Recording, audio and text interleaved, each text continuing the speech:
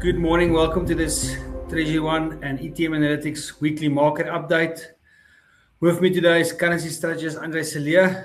Andre, we start this week, and I aptly named the first header of our graph "Escalate to de-escalate. The pattern continues." Because last week we ended off, we had peace talks over the weekend, and now it sort of collapsed again. So the war escalates, then it de-escalates, then it escalates, then it de-escalates. It's all over the show. What more can you tell us about what's happening in the Strait of Hormuz and Iran and USA at the moment? Wichert, good afternoon.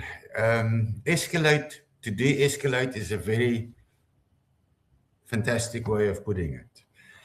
The only thing that I can really add is because we're very much at the same space as we were last week. There's very little to add. But if I look at the discussions this weekend, then I think we have two very arrogant sides to this whole situation now. On the one hand, we've got America, very arrogant, they've won. And the other end, we've got Iran, we've won. They have now seen the value in how they can manipulate, I want to put it that way, the world and hold the world hostage by capturing the Strait of Hormuz and closing that down.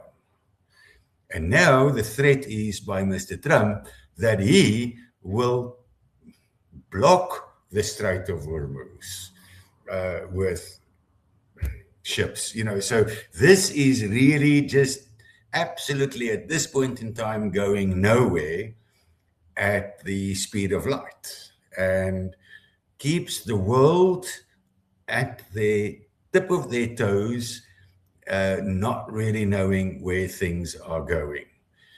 At the same time, the Ukraine-Russian war ceasefire has now come to an end.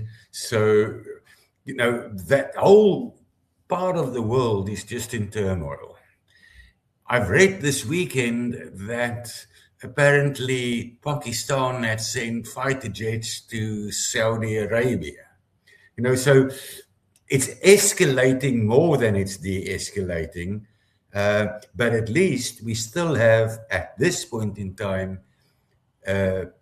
standstill of continuous fights at this point in time. How long that will last, I don't know.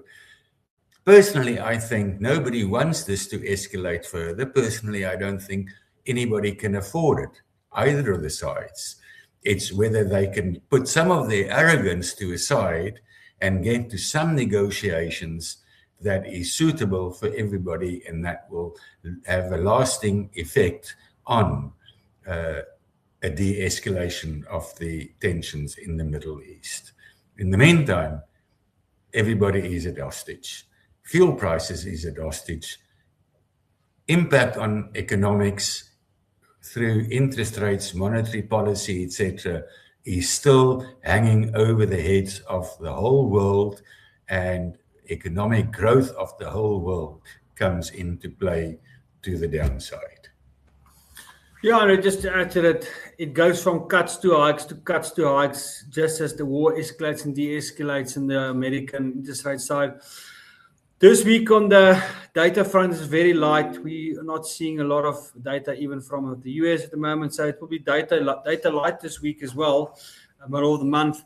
But now back to the rand. We've seen the rand on the back of this, the oil jumping above $100 a barrel. That the rand's a little bit weaker again this morning. What are we seeing at the moment from the rand?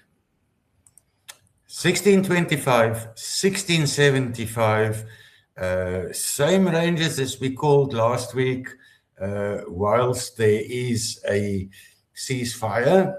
And if there's nothing that comes from it after the 2 weeks, we'll most probably breach the 1675, closer to the 17. That's where I then see a 1675, 1725.